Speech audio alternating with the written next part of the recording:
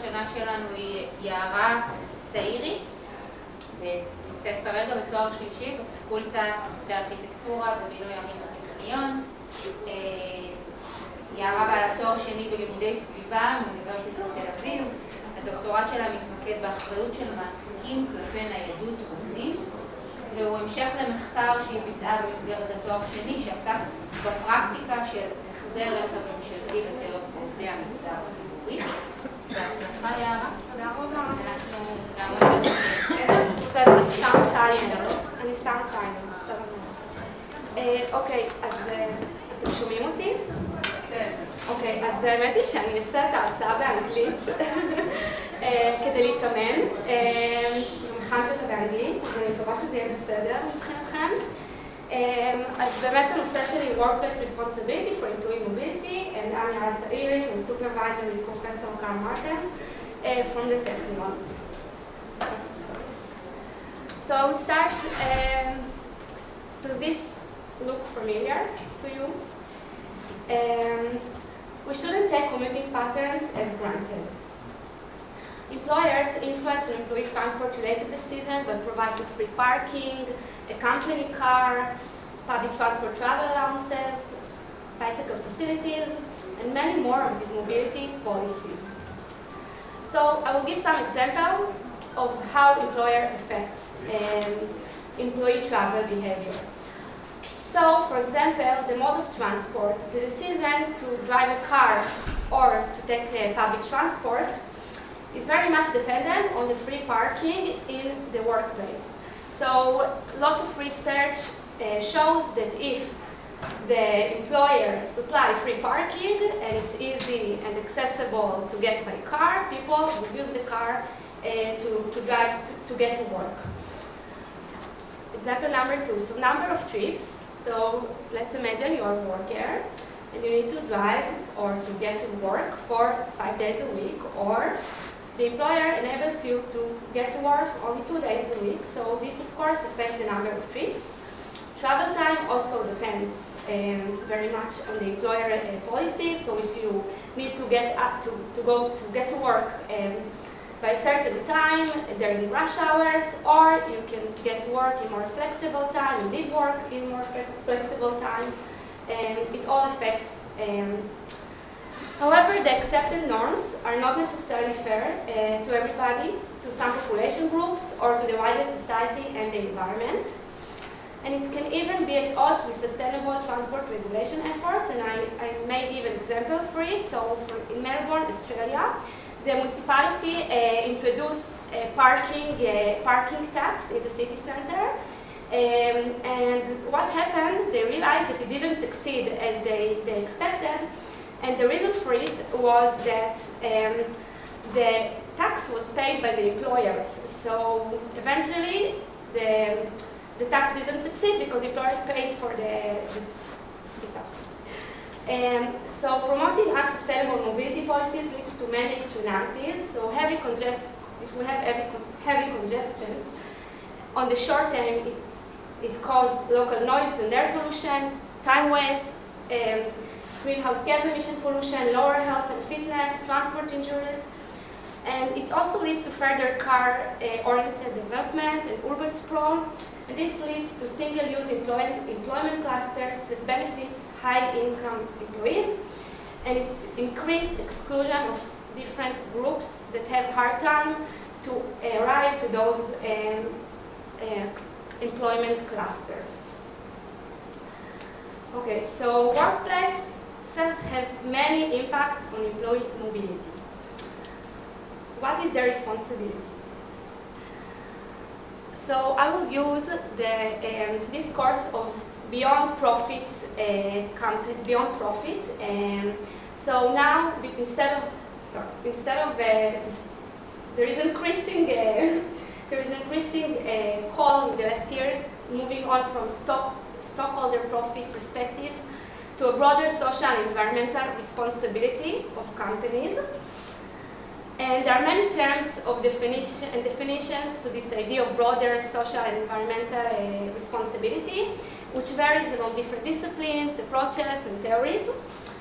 And to simplify it, in this lecture, I will use the term of corporate social responsibility. And this idea of corporate social responsibility is taking hold in the form of reporting. So in this graph, you can see the S&P 500 companies. So in 2011, only 20% of them report on their corporate social responsibility behavior. And over the years, the reporting has grown and grown. And in 2017, already 85% of the companies published a corporate social responsibility report. So why companies release this corporate social responsibility report? First of all, expectations from different stakeholders, such as investors, civil society actors. Second, it's also a tool for them to follow and manage their own sustainability risks and opportunities. So one would say that to start a diet, you should know your weight first. It also gives them a better access to financial capital. It improves their reputation and regulation that increasingly grows in the last years, and I will explain about it later. So how the concept of corporate social responsibility translated into organizations' reporting. So here is the concept. Down there we have the report, and there are two main ways. One of them is according to organization own standards. The other is reporting frameworks, and we have many of these reporting frameworks. Some of them are based on general guidelines, like the greenhouse gas protocol. And the new regulation on both EU and the US SEC on company reporting that now has been published in the last year, one draft or the regulation itself, is based on these reporting frameworks. And I will use all of this in my research because these standards cover many topics of corporate social responsibility, like human rights, labor safety, environmental performance. They all have transparent methodology. Requirements for businesses are clear. They are online accessible, free to use, describe current and future expectations for businesses, and relevant also to small and medium-sized businesses. So the corpus contains one general guidelines, the greenhouse gas protocol, two draft regulations, and 25 reporting frameworks. And in the first phase, I identified a section where employee mobility appears using keywords and the Atlas T software. And for each framework, also read the first chapter, which described the structure, and read the whole document briefly to make sure the findings overlaps, and indeed I didn't miss any section where employee mobility appears. And lastly, I did a qualitative analysis, so all texts were analyzed to figure out how employee mobility appears. So what did I find? Most of the frameworks do not mention employee mobility as part of the reporting requirements. So only 34% do mention it. Two main topics regarding employee mobility appeared. So one of them is to prevent transport injuries and casualties, and the second one is the greenhouse gas emission reduction. So with regard to prevent transport injuries and casualties. So it's part of the workforce health and safety policy. I would just say for the two frameworks, they have the same guidelines or the same standards because one of them copied from the other.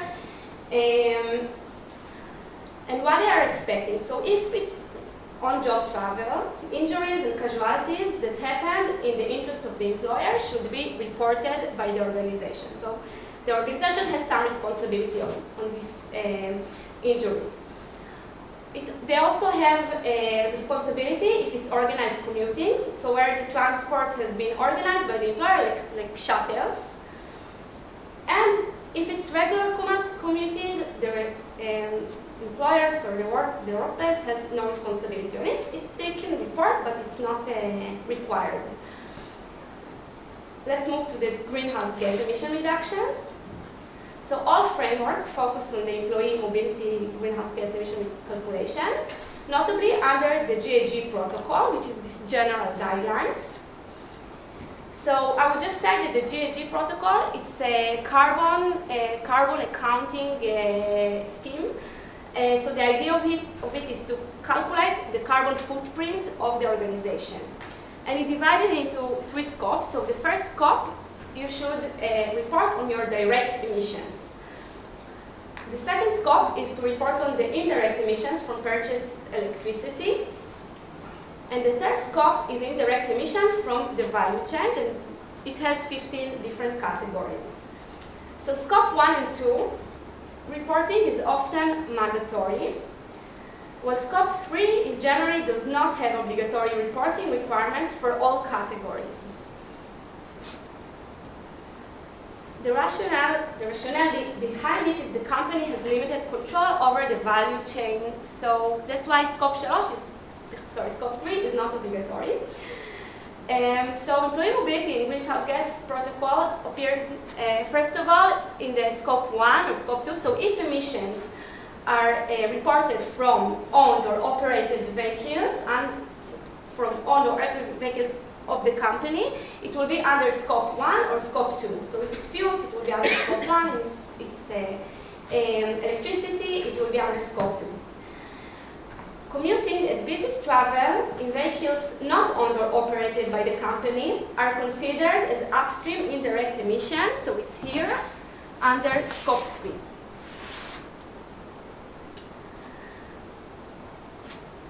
Wait.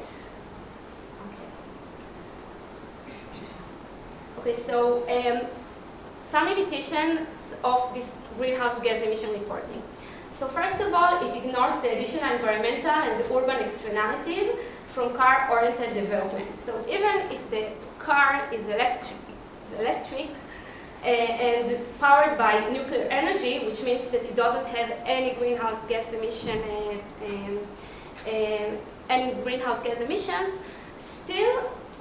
we still have many externalities from car-oriented development. So it's not solving the problem to focus only on greenhouse gas emissions.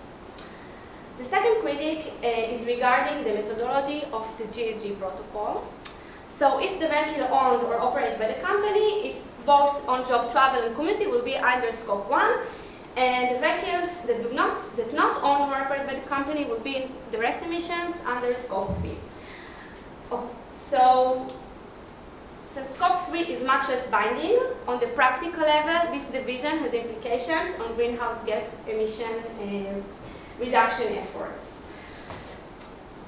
Another critique is normative. So, workplaces should have responsibility for emissions for all travel carried out for the performance of the job, like in transport injuries, regardless vehicle ownership. And also, employee mobility is strongly affected, when we discuss on community, employee mobility is strongly affected by the workplace location and mobility policies. So, employers can actively change employees' commuting habits. And the GHG protocol recognizes this and even provides examples for such recommended intervention. So this is a piece or a section from the GHG protocol, and it offers to reduce commuting distance, to create these incentives for commuting by car, for example, using parking policies, and so on. So to conclude, externalities, there are many externalities from employee mobility. And this is the list that I showed in the beginning. But here, corporate social responsibility reporting expect to reduce only 2 externalities, as we can see. So it's a very limited approach to employer responsibility. The challenge, so to conclude, the challenge of creating more equitable and sustainable transport forces a joint effort from different stakeholders, and those must include workplaces. So that's it. Thank you.